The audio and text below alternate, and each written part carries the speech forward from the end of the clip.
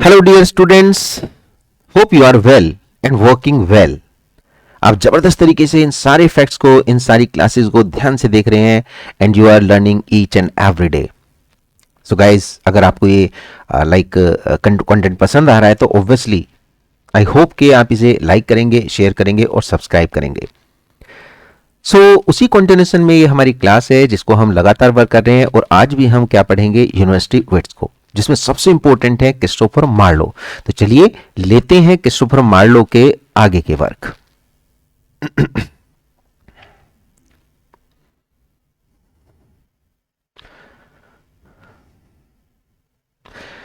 Guys ध्यान से देखेंगे, यूनिवर्सिटी विट्स में हम इन कई सारे वर्क्स को कर चुके हैं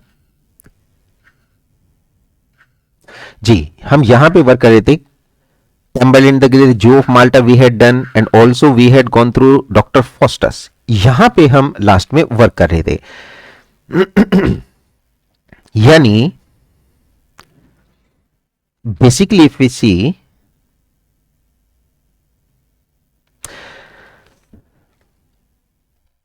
हमने डॉक्टर फॉस्टस को शुरू किया था, हम इसके प्लॉट पे आने वाले थे।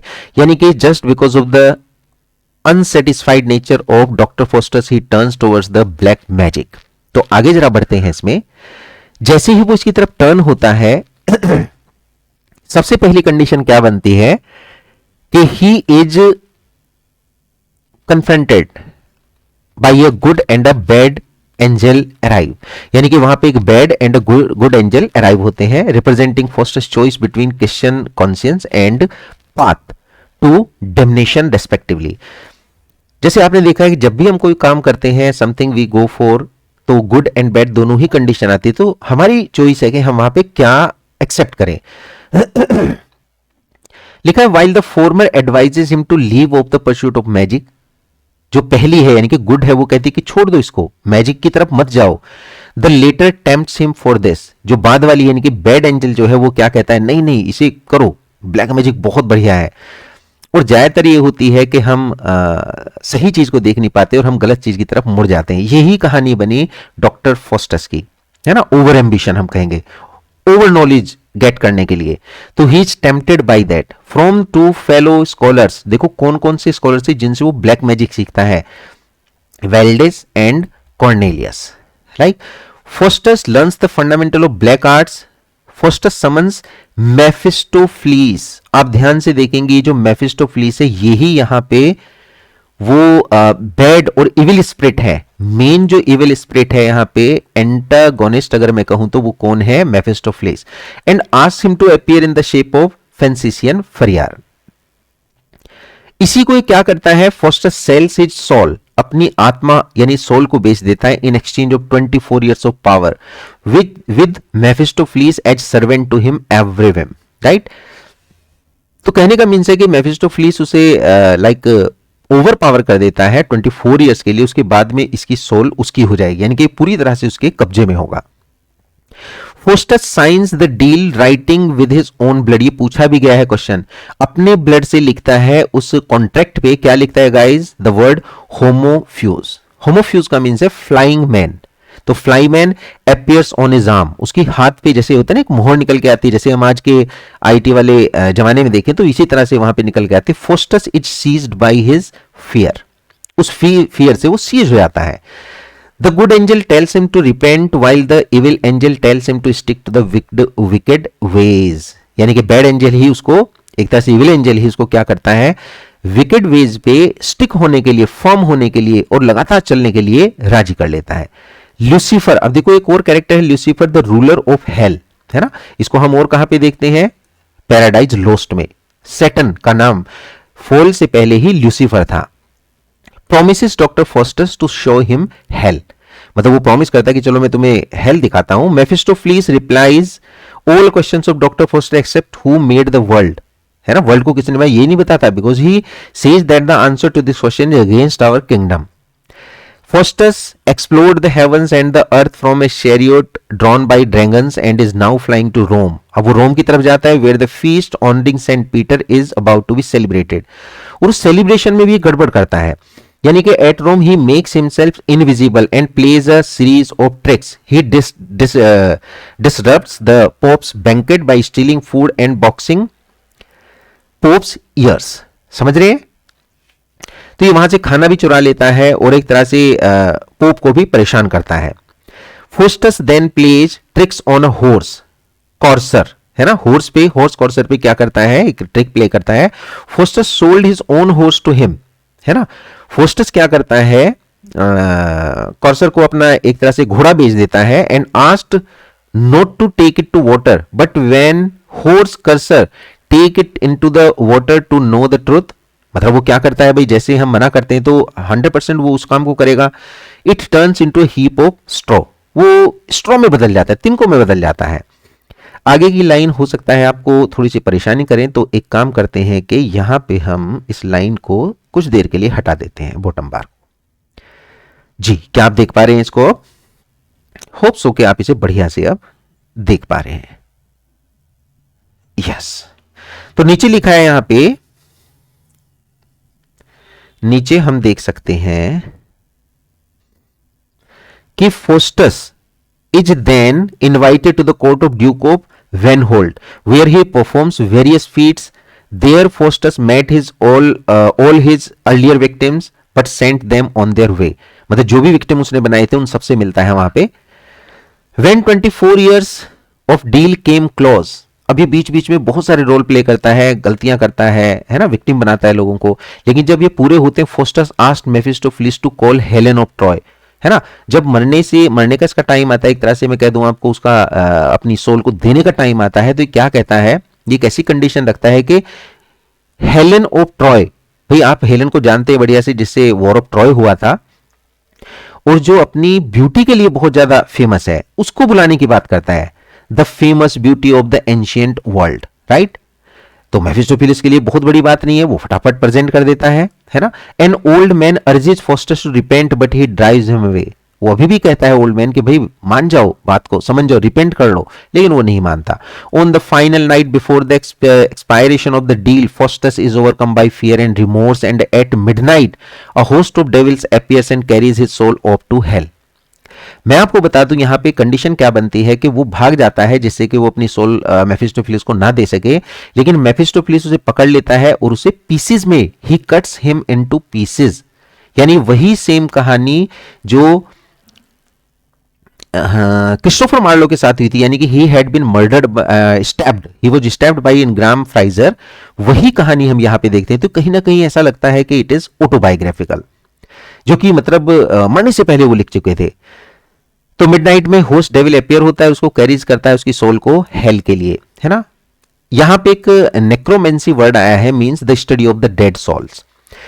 अ 20th century theatre director Jerzy Grotowski produced Dr. Faustus for his theater laboratory in Opel, Poland. In plot was reduced to single scene in the Faustus. भाई हम देखें तो कितना 5 act play है. With its students, he also presented double Mephistopheles replacing. कहने का mean से कि इस तरह से चेंजेस होते रहते हैं, इट्स नॉट वेरी इंपॉर्टेंट. लेकिन यहां पे कोटेशन देखते हैं डॉक्टर फोस्टस से क्या क्या थी. The reward of sin is death, that is hard if we say that we have no sin. Getting everyone? तो ये लाइन भी कहां पे अपीयर होती है? डॉक्टर फोस्टस में. Was this the fish that launch the 1000 ships. ये बड़ा जबरदस्त है. किसके लिए बोलता है? हेलेन के लिए. देख पा रहे हैं आप? Was this the fish that launch the 1000 ships. Come Helen come, make me immortal with a kiss. Very important. अगर मैं कहूं सेकंड, यहां पे कोटेशन बड़ी जबरदस्त है, और ये थर्ड भी, फर्स्ट को भी आप याद रख सकते हैं. तो ये हमारा है डॉक्टर फोस्टस. गाइस अगले वर्क पे आते हैं, हीरो एंड लिएंडर. मैं आपको बता दूं ये इनकम्प्लीट थी. That was completed by Chapman. ये क्वेश्चन बहुत बार पूछा जाता है, यानी कि 1593 में इसको अधूरा ही छोड़ के उनकी डेथ हो गई थी, ही हैड बीन स्टैब्ड, लेकिन इसको जॉर्ज चैपमैन पूरा करते हैं. तो this incomplete poem completed by George Chapman.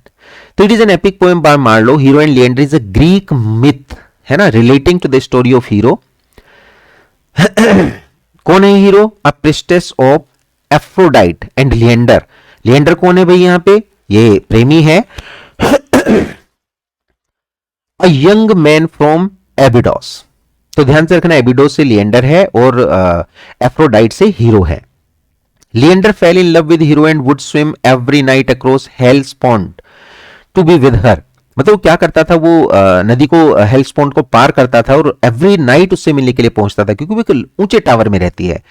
Hero would light a lamp, वो क्या करती थी, क्योंकि पानी गहरा था तो वो एक लैंप जलाती थी every night at the top of her tower to guide his way. Hero allowed Leander to love her but one stormy winter night the waves tossed Leander खो गया in the sea and the breezes blew out Hero's light. जो उसने वहां पे light जलाई थी, lamp जलाया था, वो बुझ गया। Leander lost his way and was ड्राउन्ड, Leander डूब जाता है। बड़ी ट्रेजिक बात है। इसी के बाद क्या होता है guys, Hero show his dead body and threw herself over the edge of the tower to her death to be with him. उसके साथ होने के लिए वो खुद को भी मार लेती है, वहीं से गिर जाती है। The poem remained unfinished but later completed by George Chapel in 1598। देखो ये फैक्ट बड़ा जबरदस्त है। There is a depiction of homosexual affection between Leander and Neptune. अच्छा, ये जो थीम है होमोसेक्सुअल अफेक्शन की, ये भी काफी ज्यादा है यहाँ पे। अगर हम देखें in the works of Christopher Marlowe, Shakespeare's Venus and Adonis, very important point, is based on Marlowe's Hero and Leander. आप जानते हैं वीनस एंड एडोनिस ये भी बिल्कुल इसी तरह का वर्क था। अगर मैं कहूं, यहां पे लिखा ना, Hero allowed Leander to love her, एक तरह से वो सेक्सुअल रिलेशन में इसके साथ थी और उसको अलाउ करती है, एक तरह से अपने आप को ऑफर करती है। The same thing we see here कि एडोनिस को वीनस अपने आप को ऑफर करती है ना। ओवर्ट सेक्सुअलिटी पे बेस्ड है ये भी। और ये ऐसा वर्क था वीनस एंड एडोनिस जो 1593 में शेक्सपियर ने लिखा था and was dedicated to Earl of Southampton Henry Wriothesley. कि ये वर्क शेक्सपियर कहते हैं कि it is the first heir, क्या लिखते हैं इसके लिए, it is the first heir of my invention, first heir of my invention. यानी कि ये उनको बहुत ज्यादा प्यारा था। तो ये टर्म अपने इस work hero and Venus and Adonis के लिए लिखते हैं, जो कि कहां से कॉपी की गई थी, कहां से लिया गया था, हीरो एंड लिएंडर से। आते हैं बच्चों अगले वर्क पे, एडवर्ड सेकंड। ये हिस्टोरिकल वर्क है। कैसा वर्क है, हिस्टोरिकल, लेकिन है एक ट्रेजेडी ही। फुल टाइटल क्या है इसका, the troublesome reign and lamentable death of Edward the second king of England with the tragical fall of proud Mortimer. Right, मैं आपको बता दूं कि एडवर्ड सेकंड को देख के ही शेक्सपियर ने अपने वर्क लिखे थे। Henry second, Edward, Richard second and Richard third, Richard second and Richard third, Edward second से ही इन्होंने एक तरह से इसी थीम पे लिखे थे। There is a depiction of homosexual affection, फिर से Edward second and Gaveston in this play. Frederick Boas elaborates the homosexual relation of Edward and Gaveston. Marlowe found the material of this play from Raphael. Raphael के किस work से, हॉलिंसेड Chronicle, Raphael हॉलिंसेड के किस work से, Chronicle से, 1587, जिसको Shakespeare ने भी फॉलो अप किया है। The play was publish in 1594 after the death of Marlowe. आपको पता है कि टेम्बरलेन के बाद में सारे ही वर्क पोस्टमसली पब्लिश हुए हैं। The play starts with the recall of Edward II's favorite Piers Gaveston from exile and ends with the execution of Junior by Edward III for Edward II's murder, है ना। यानी कि ये जो Edward second इसके murder पे खत्म होता है। बाकी यहाँ पे पूरी कहानी लिखी हुई है जो बहुत ज्यादा इंपॉर्टेंट तो मैं नहीं कहूंगा, बस इतना आपको समझना है कि ये हिस्टोरिकल प्ले है, ट्रेजेडी है।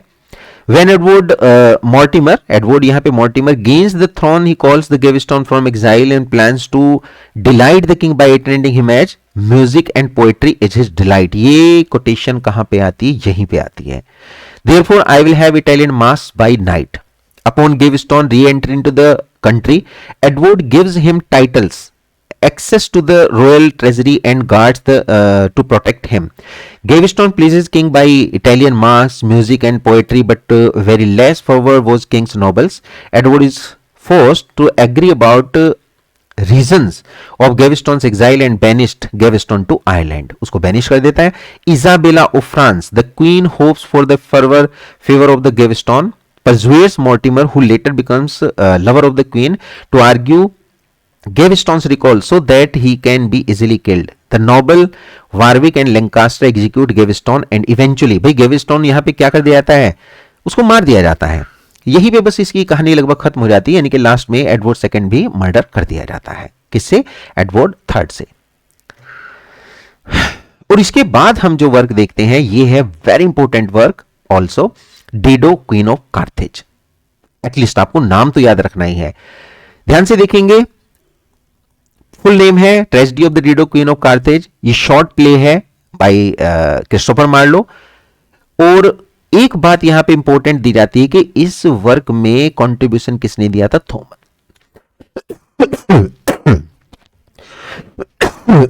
सॉरी, ये किसने दिया था? थॉमस नैश ने।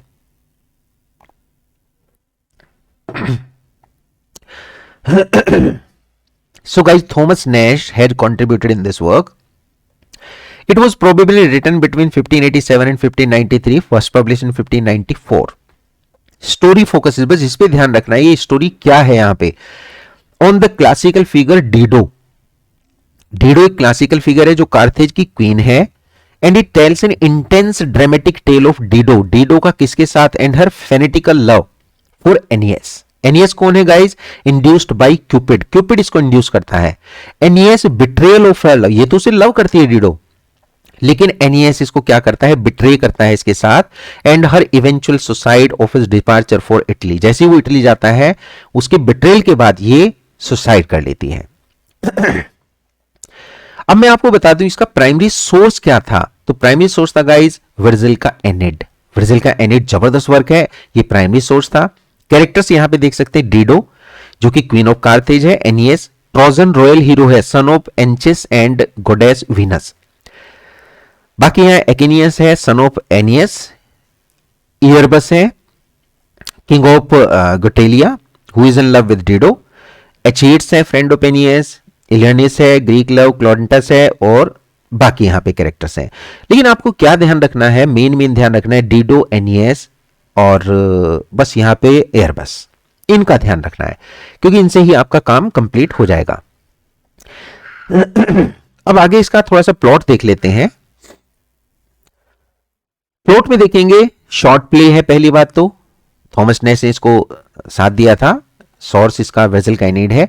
Jupiter is in love with Ganymede. Jupiter का लव किसके साथ में है? गैनीमेड के। Who says that Jupiter's wife Juno is mistreating him because of her jealousy, right. तो वीनस क्या करते हैं? वीनस एंटर करता है and complains that Jupiter is neglecting his son Aeneas, who was left Troy, who has left Troy with survivors of the defeated city. Aeneas is on his way to Italy but lost his way in the storm. Storm में उसका एक तरह से रास्ता खो जाता है। Jupiter tales, अब ये वही एनियस है जो कहां पे भाग गया था? इटली में। Jupiter tells Venus about not to worry, है ना। जुपिटर कहता है वीनस को, अरे वरी मत करो, he will quite the storm, क्योंकि उसके पास पावर्स हैं। Venus travels to Libya disguising herself a mortal and meets Aeneas. He recognizes her but she denies her identity. She helped him to meet with Ilioneus, Sergestus and Colentus, the other Trojans who have already received generous hospitality from Dido, queen of Carthage, right? Dido meets Aeneas and promises to supply ships. She asked him to give her the true story of the fall of Troy. Aeneas dictates the same, describing the death of Priam, loss of her own wife, and his escape with the son Ascanius and with her survivors, with other survivors. Dido's suitor Erebus, अब आपको पता है कि डिडो का suitor जो है वो Erebus है, presses her to marry him, but Venus had some other plans. She disguised Cupid as Aeneas' son Ascanius so that he can get close to Dido and touch her with an arrow. Cupid does so and Dido immediately falls in love with Aeneas, rejecting Erebus.